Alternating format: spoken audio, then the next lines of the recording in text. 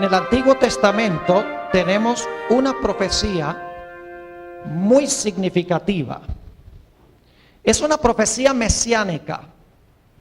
Se conoce como la profecía de las 70 semanas. Es una profecía extraordinaria porque especifica la fecha exacta en que iba a venir el Señor Jesucristo para ser bautizado por Juan el Bautista.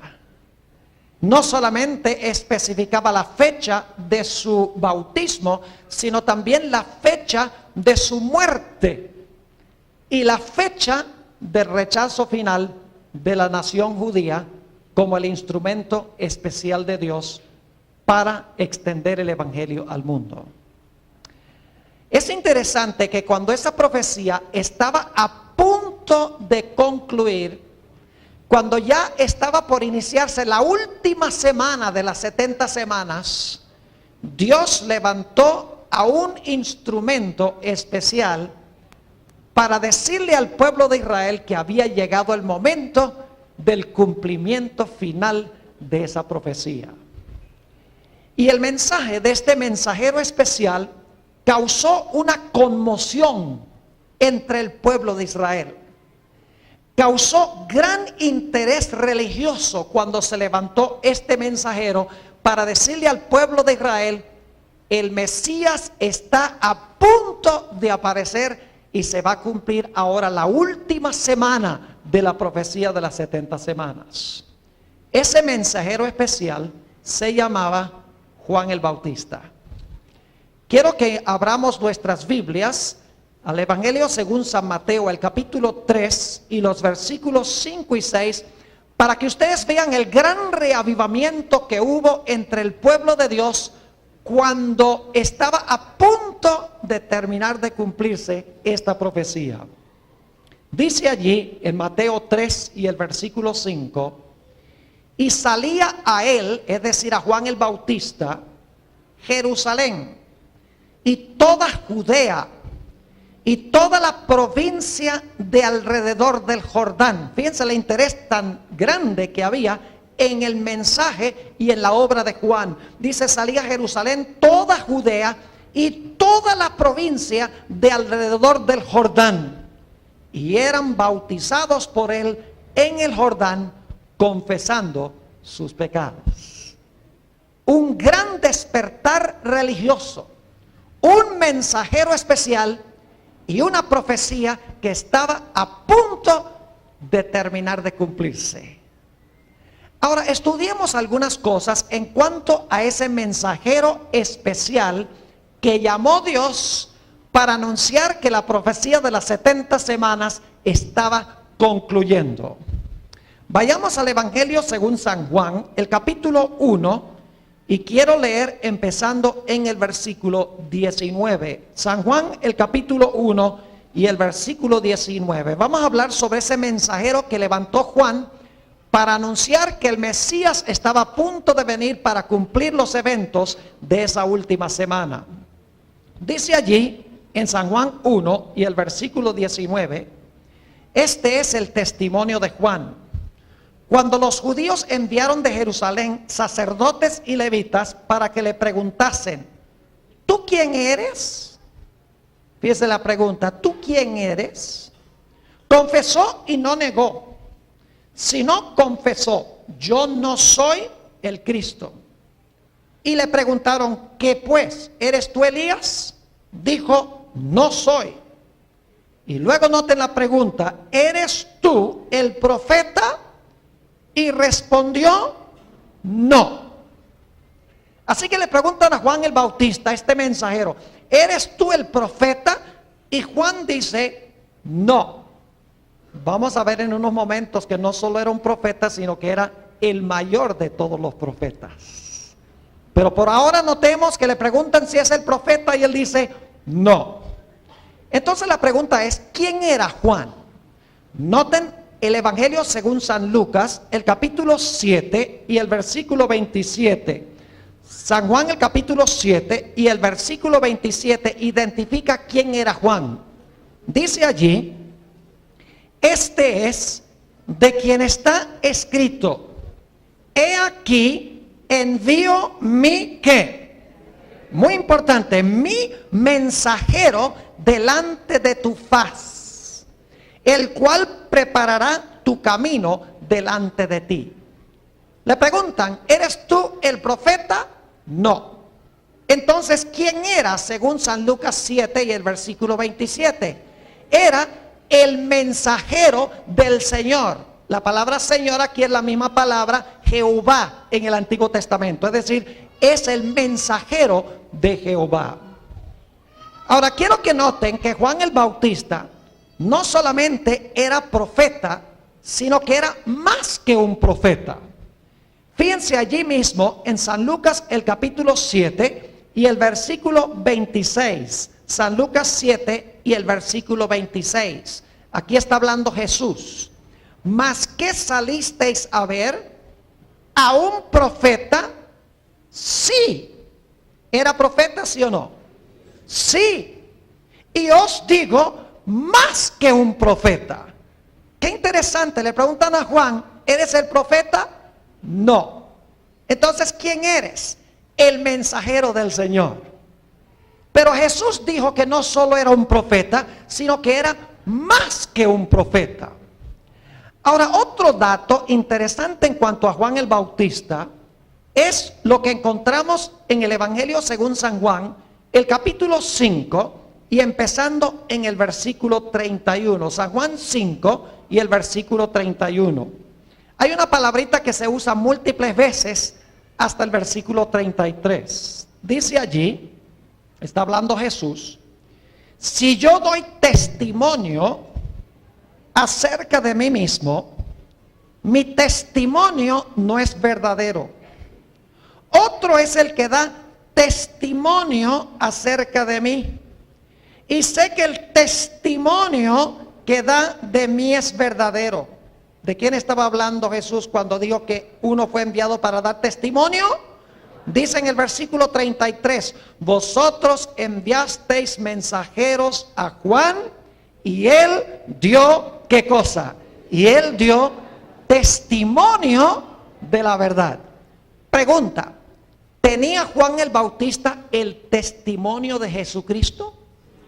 Muchas veces en estos 3 versículos dice que él dio testimonio de Jesús. Es decir, Juan tenía el testimonio de Jesucristo, porque dio testimonio en cuanto a él.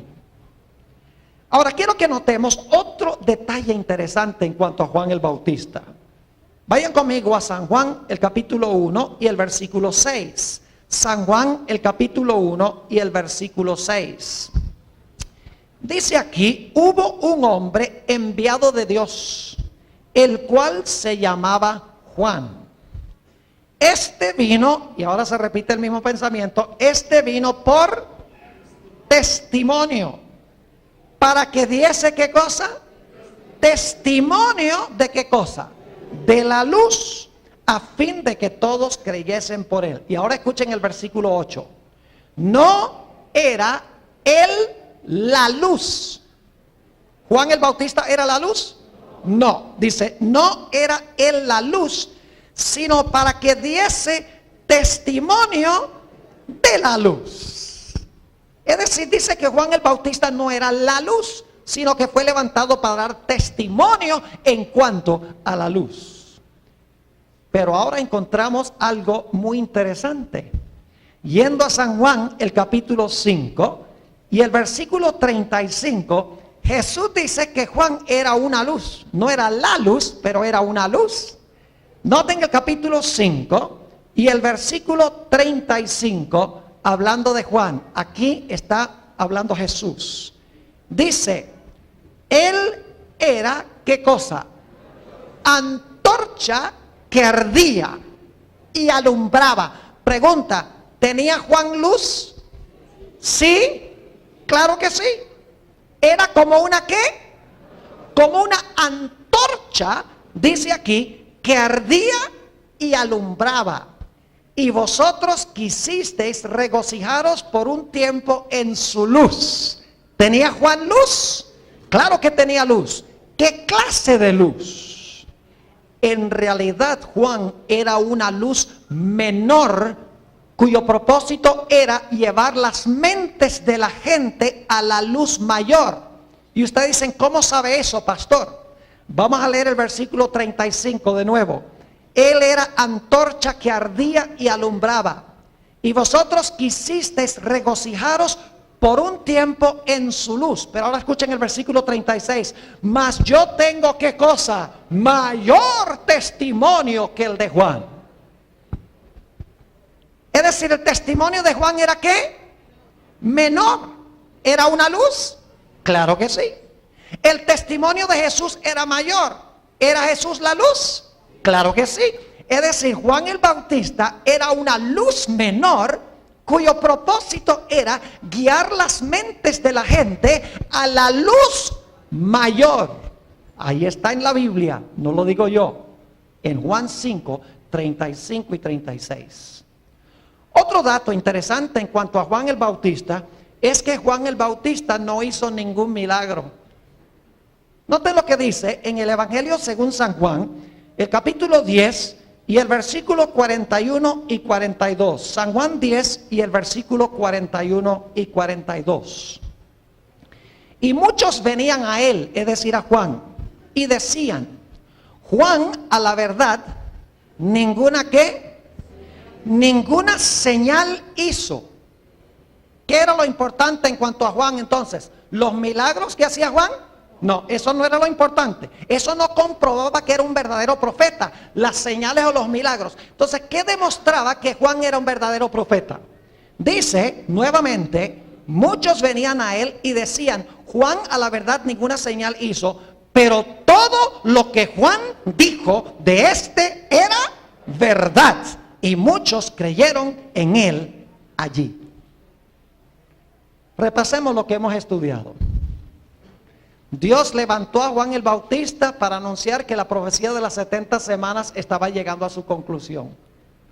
Hubo un gran despertar religioso cuando Juan el Bautista salió a predicar. Cuando le preguntaron si era el profeta, dijo no. Pero la Biblia dice que era el mensajero del Señor. Jesús dijo, no solo es un profeta, sino que es más que un profeta. Juan tenía el testimonio de Jesús y era una luz menor cuyo propósito era llevar a la luz mayor, y Juan no hizo ningún milagro, pero lo que dijo en cuanto a Jesús era la verdad. Ahora quiero que noten que Juan el Bautista, él es lo que podríamos llamar un profeta extracanónico. Permítame explicarles qué significa esa expresión teológica. Significa que no tenemos ningún libro en la Biblia que haya escrito Juan el Bautista. Es decir, los escritos de Juan, si es que escribió algo, no se encuentran como parte de la Biblia. Se menciona en la Biblia, pero es un profeta extracanónico, en el sentido de que no tenemos escritos de él que se incluyen como parte de la Sagrada Escritura. Ahora quiero que noten algo muy interesante que encontramos en San Juan, el capítulo 5 y el versículo 39. San Juan 5 y el versículo 39. ¿Saben ustedes que cuando Jesús vino, había dos cosas que daban testimonio de Jesús? Piensa lo que dice Juan 5 y el versículo 39. Escudriñad las escrituras. ¿Escudriñad qué? ¿Cuáles escrituras? ¿Cuáles eran las únicas escrituras que habían en los días de Juan? El Antiguo Testamento. Escudriñad las escrituras, porque a vosotros os parece que en ellas tenéis la vida eterna. Aquí está hablando Jesús, y ahora escuchen bien, dice, y ellas son las que dan ¿qué?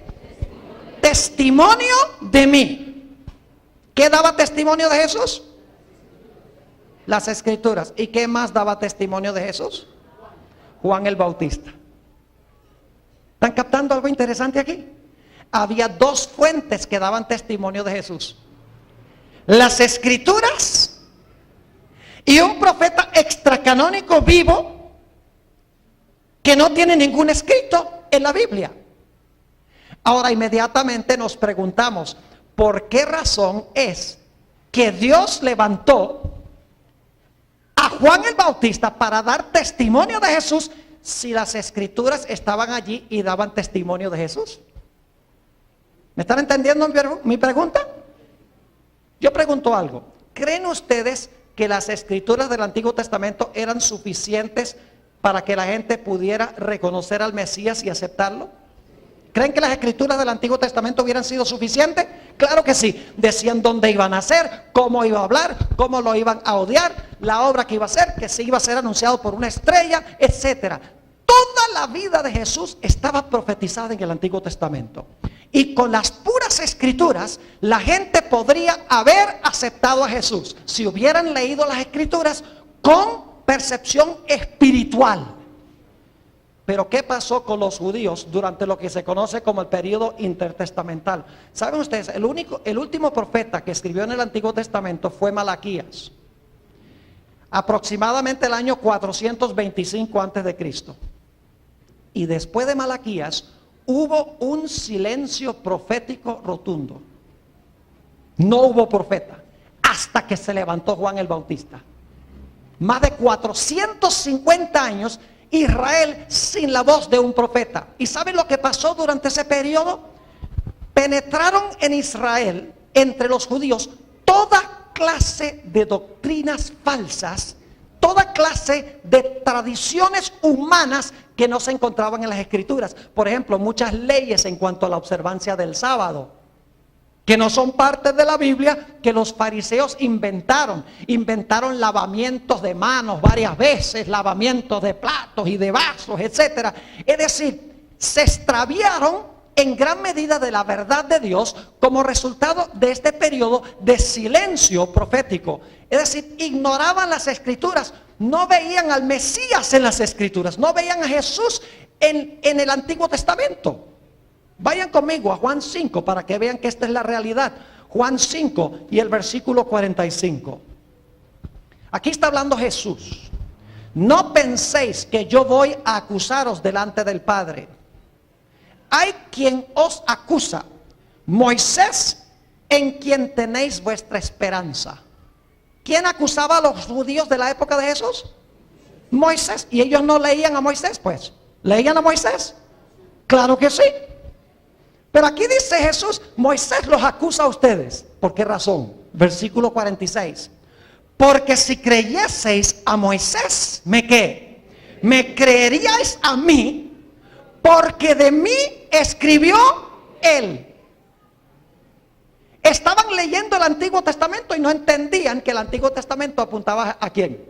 A Jesús. Y por lo tanto, Dios en su misericordia dice, yo voy a levantar a un profeta ahora. Y ese profeta le va a ayudar a la gente a entender las escrituras. ¿Están conmigo o no están conmigo?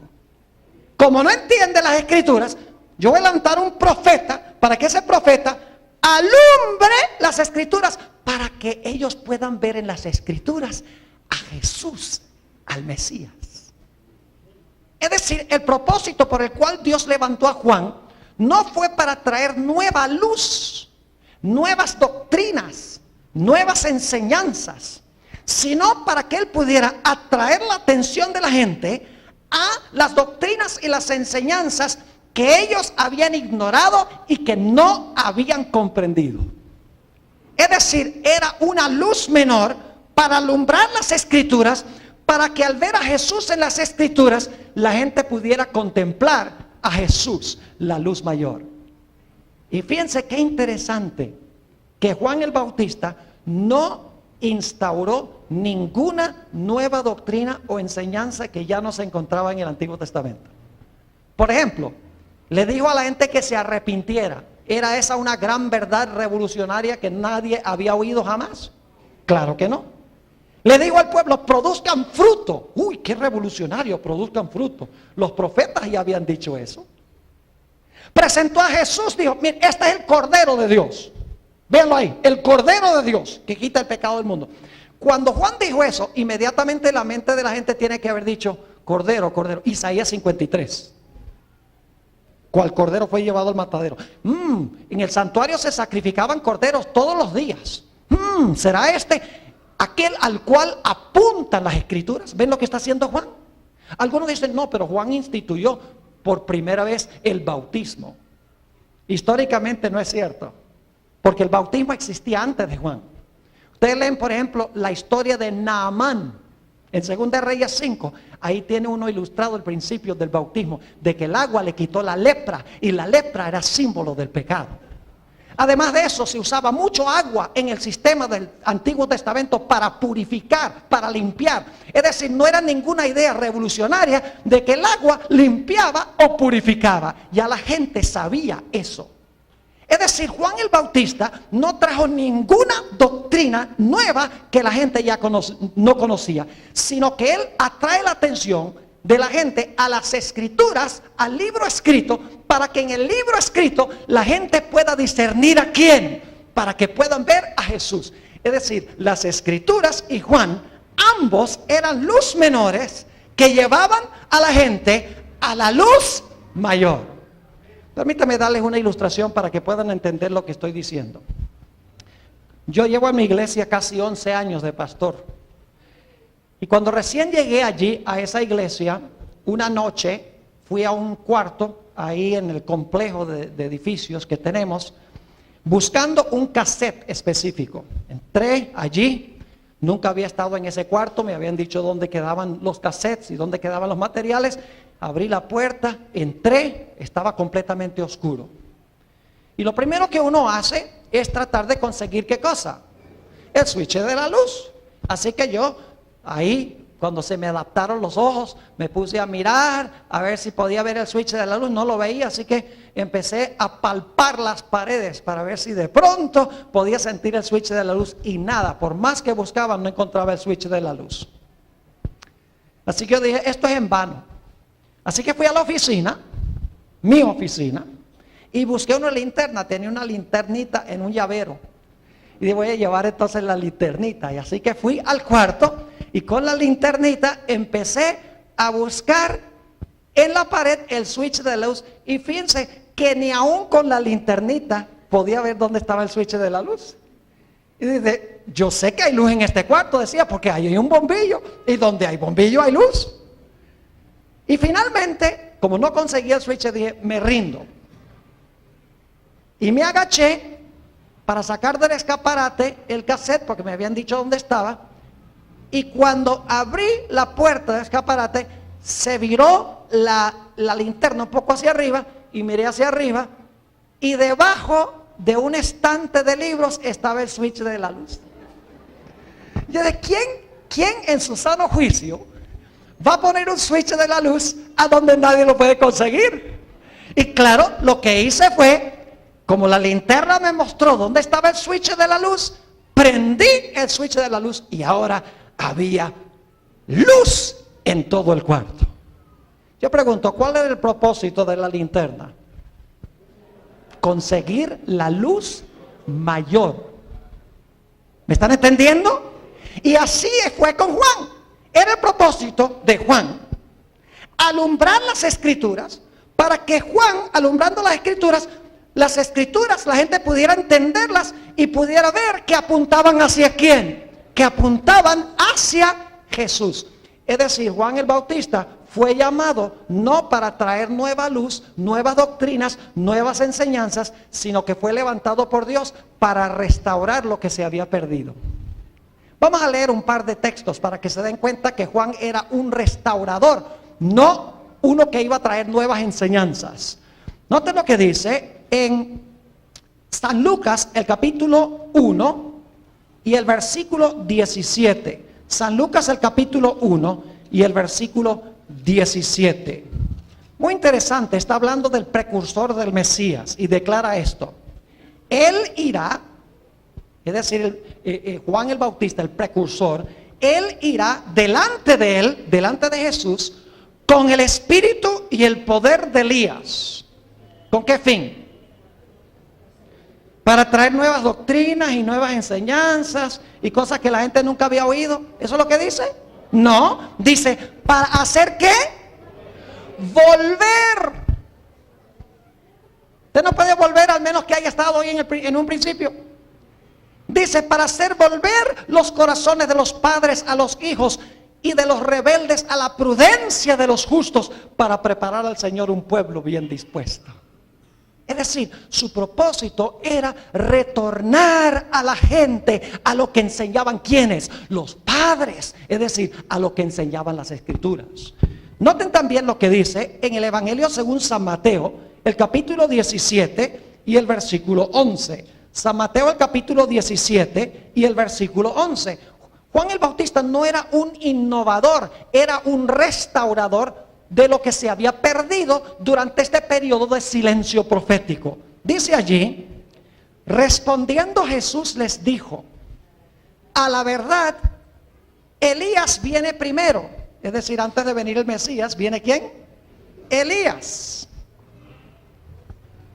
E introducirá grandes nuevas verdades.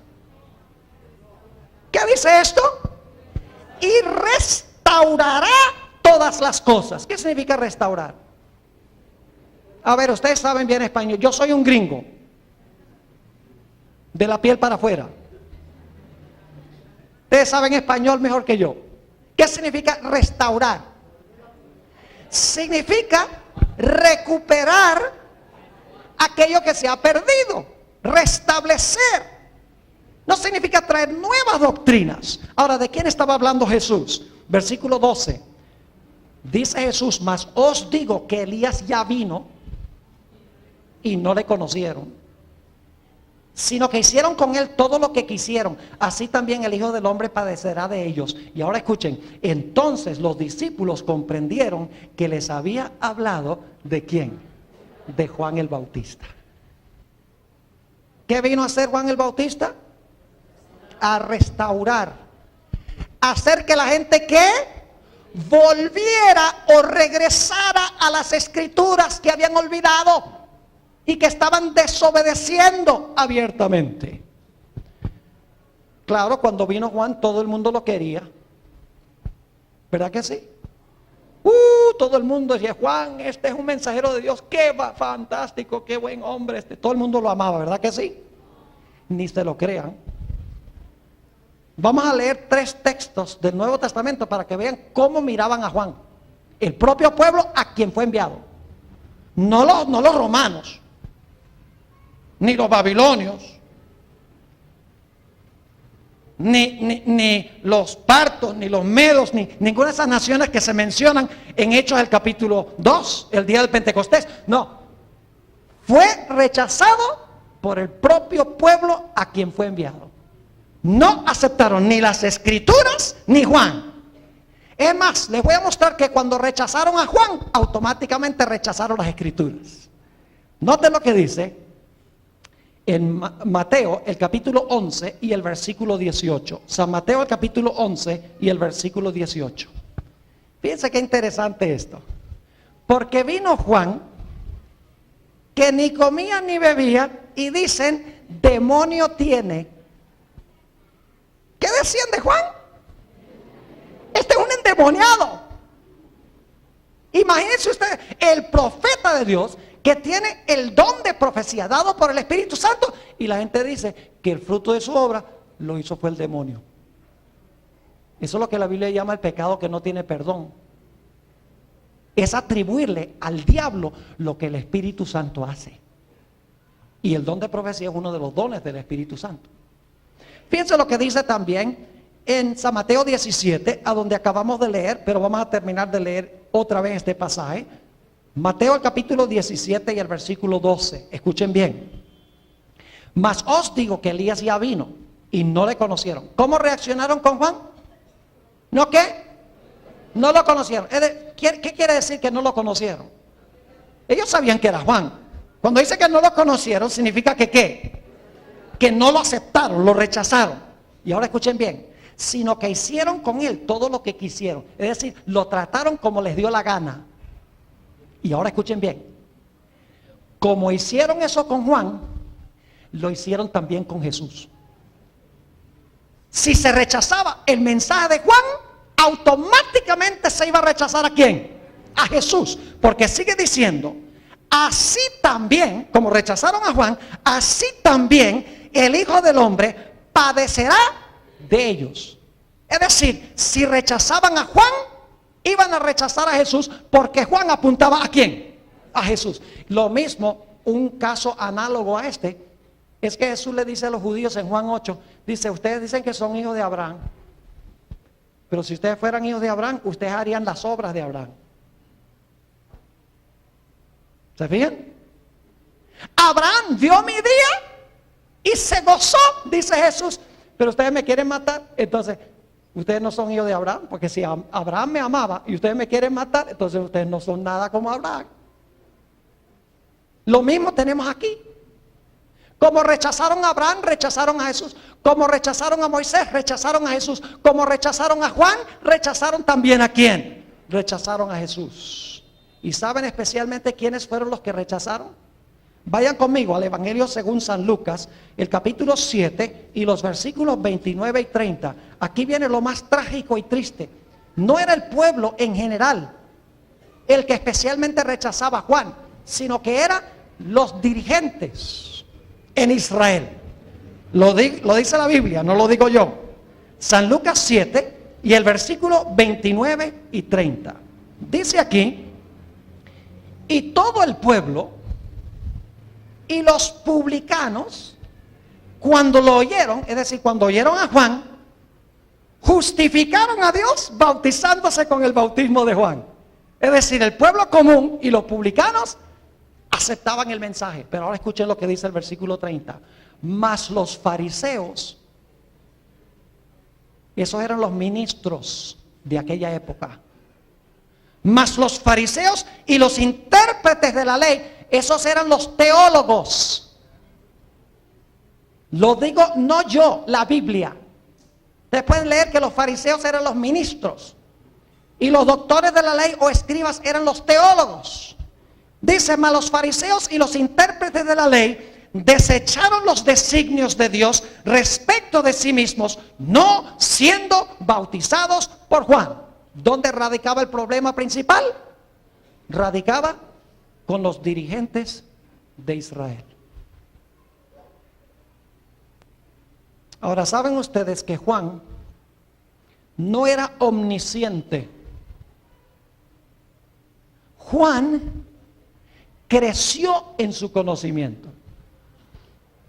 No sabía todo desde un comienzo. Les doy un ejemplo.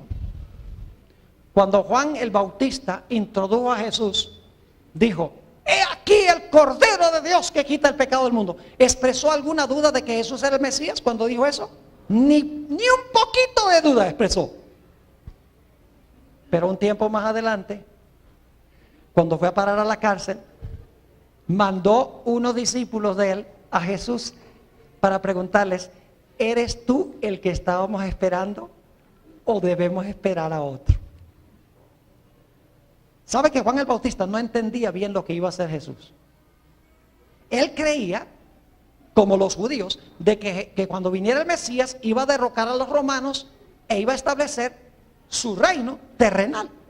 Él no entendía, por lo menos en este momento, cuando estaba en la cárcel, cuando mandó a los discípulos, no entendía que Jesús primero iba a venir a morir en la cruz, iba a ser un siervo sufriente y eso le iba a dar el derecho finalmente de ser rey de reyes y señor de señores y de establecer un reino sobre la tierra que nunca se iba a corromper. No entendió la idea de dos reinos y por lo tanto cuando Jesús sana enfermos y abre los ojos de los ciegos y sana a los paralíticos y le quita la lepra a los leprosos, Juan dice, bueno, es lindo lo que está haciendo, pero no cuadra con la idea y habla de amor.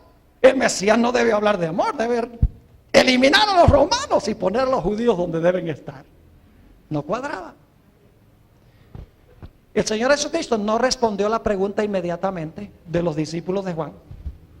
Dicen el deseo de todas las gentes que Jesús le dijo a los discípulos, quédense aquí por hoy y nada más observen.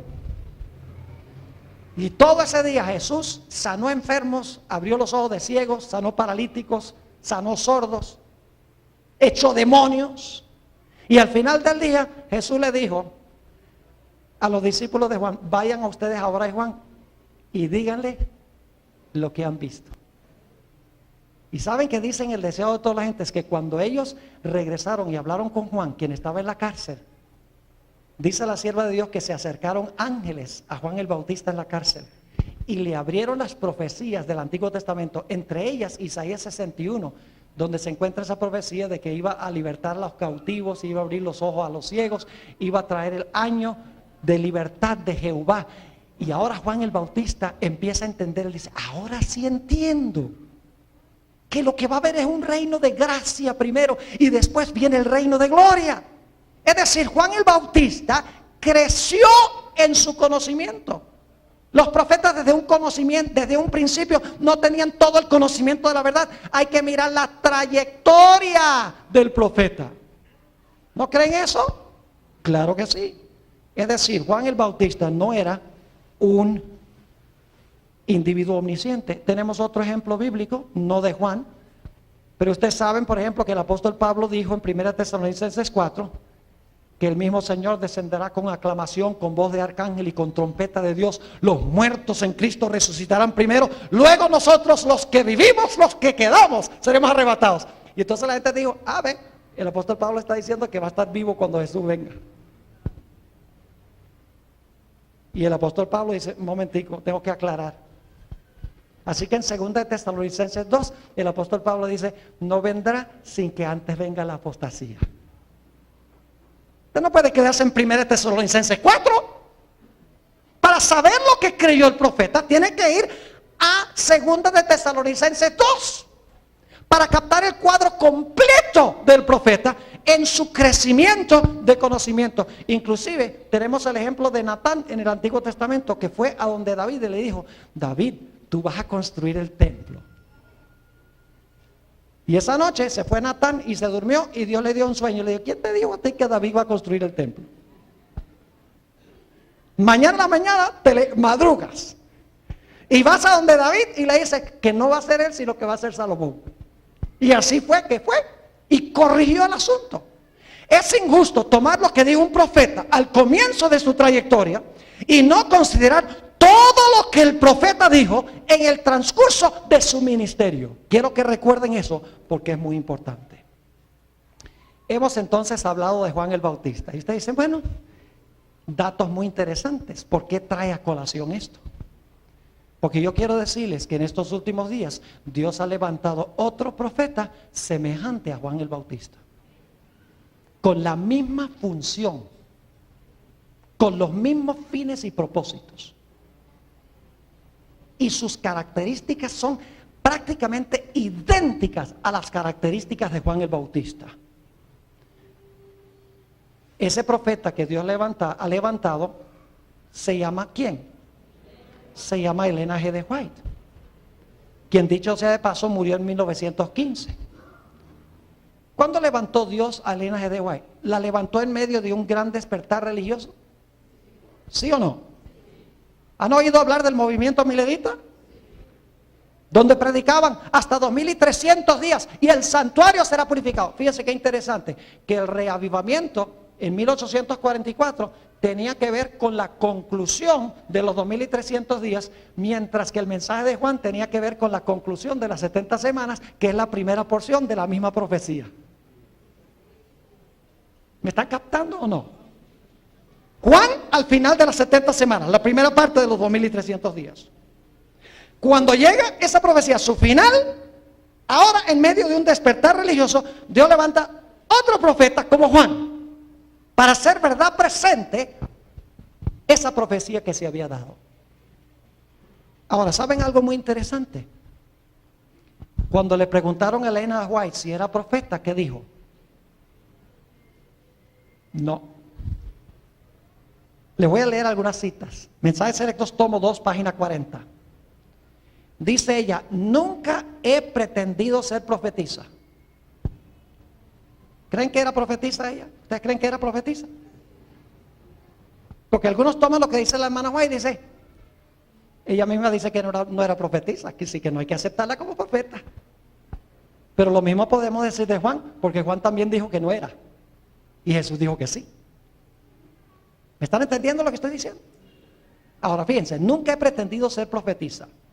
Si otros me llaman así, No les disputo,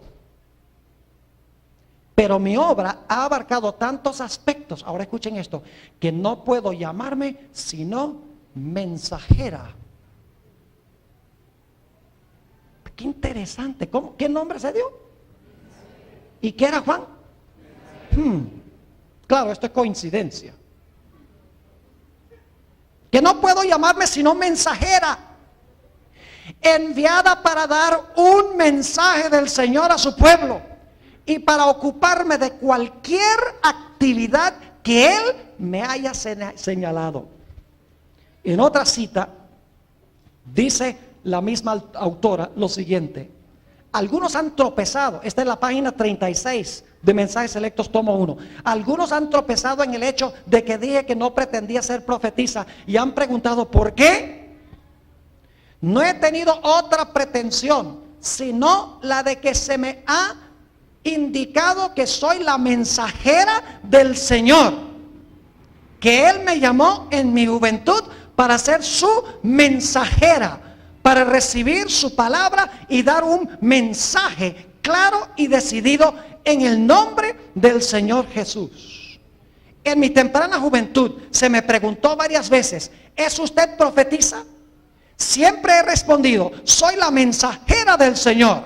Sé que muchos me han llamado profetisa, pero no he pretendido ese título. Mi Salvador me declaró que era su mensajera. Ahora, ustedes han notado en nuestro estudio sobre Juan que él era más que un profeta. Fíjense esta cita tan interesante de Mensajes Selectos tomo 1 página 40. Dice Elena White: durante el discurso, estaba predicando en el tabernáculo de Battle Creek en Michigan, en los Estados Unidos. Durante el discurso dije que no pretendía ser profetisa. Algunos se sorprendieron ante esta declaración, y como muchos está diciendo de esto, daré una explicación. Otros me han llamado profetisa, pero nunca pretendí ese título. No he sentido que era mi deber designarme así. Y ahora explica por qué. Los que osadamente pretenden que son profetas en este nuestro día son con frecuencia un oprobio para la causa de Cristo. Y ahora escuchen esto: mi obra incluye mucho más de lo que significa ese nombre. ¿Cómo es la cosa? La obra de Elena White incluía ¿qué? Igual que Juan. Claro que sí. Dice, incluye mucho más de lo que significa ese nombre. Me considero a mí misma como una mensajera a quien el Señor ha confiado mensajes para su pueblo. Pregunta: ¿tenía Elena G. de White el testimonio de Jesucristo? Solo voy a mencionar los versículos, ustedes los conocen. Apocalipsis 12:17 habla de la iglesia remanente. Dice que el dragón se airó contra la mujer y se fue a hacer guerra contra el remanente de la simiente de ella. ¿Y qué características tienen? Los cuales que guardan los 9 mandamientos de Dios. Muy bien, que guardan los mandamientos de Dios y tienen el testimonio de Jesucristo. ¿Y qué es el testimonio de Jesucristo? Apocalipsis 19:10 dice: el testimonio de Jesucristo es el espíritu de profecía. Pregunto, ¿la iglesia remanente entonces iba a tener el don profético, el testimonio de Jesucristo? Claro que sí. ¿Por qué creen ustedes que Elena G. de White llamó a esos tomos que recién se están traduciendo en español? Creo que están todos traducidos: testimonios para la iglesia. Constantemente la hermana White se refiere a sus escritos con la palabra ¿qué? Los testimonios. ¿Por qué razón? Ella está dando testimonio de quién. Ella está dando testimonio de quién. Testimonio en cuanto a Jesús. Ahora, otra cosa muy interesante es un comentario que hace Elena G. de White sobre la función para la cual Dios la llamó. ¿Recuerdan que Juan era una luz, sí o no? ¿Era una luz Juan? ¿Tiene algún libro en la Biblia que se llama el Evangelio de Juan el Bautista? No. ¿Pero era una luz? Claro. ¿Y cuál era el propósito? Llevar la luz menor ¿a qué? A la luz mayor. Lo leímos en la Biblia. Ahora fíjense lo que dice Elena White en el tomo 3 de Mensajes Selectos, página 30. Dice esto: poco caso se hace a la Biblia. ¿Era verdad eso de cuanto a los judíos cuando se levantó Juan? ¿Le hacían poco caso a la Biblia? Leían a Moisés y no veían a quién, a Jesús. Dice, y a poco caso se hace a la Biblia. Y por esto el Señor ha dado una luz menor para guiar a los hombres y a las mujeres ¿a qué? A la luz mayor. Qué interesante. Dios ha llamado ¿qué?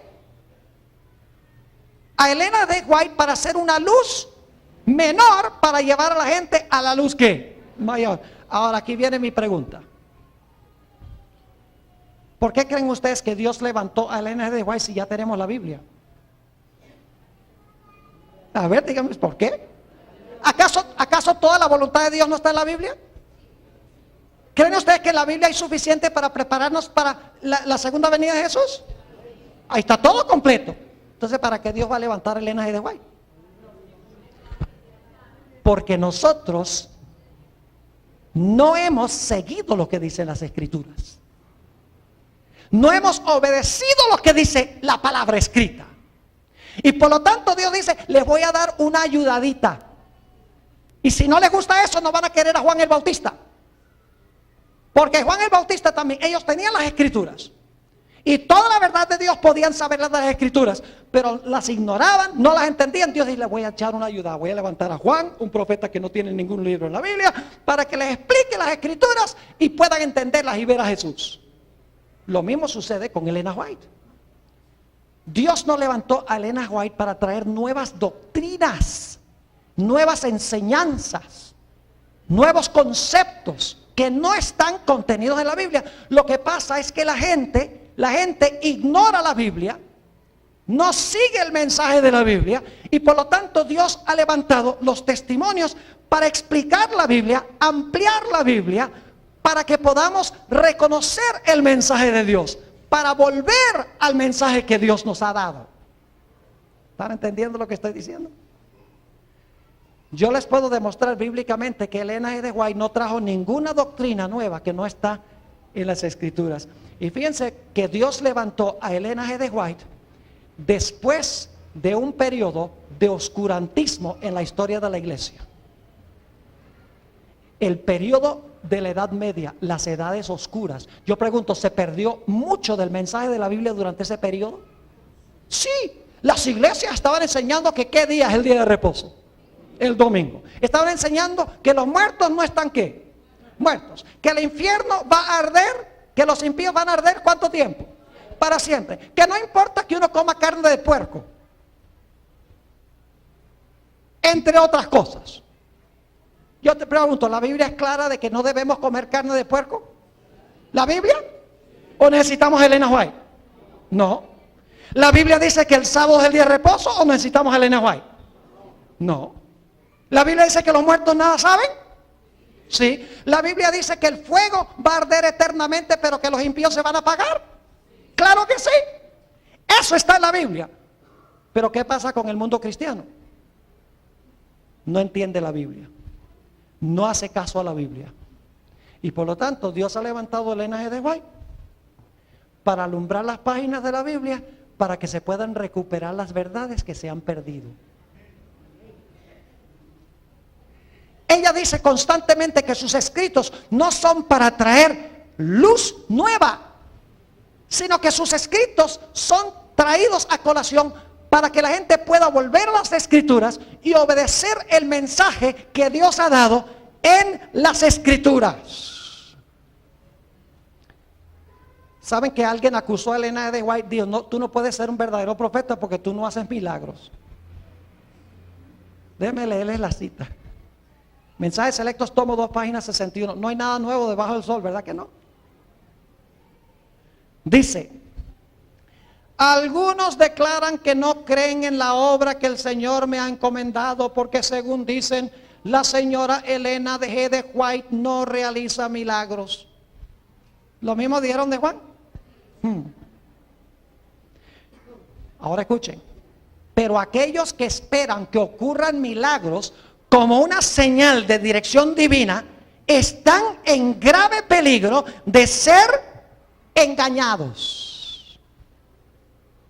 ¿Han visto ustedes el paralelo tan impresionante entre Juan el Bautista y Elena White? Esto no es coincidencia, no es un accidente.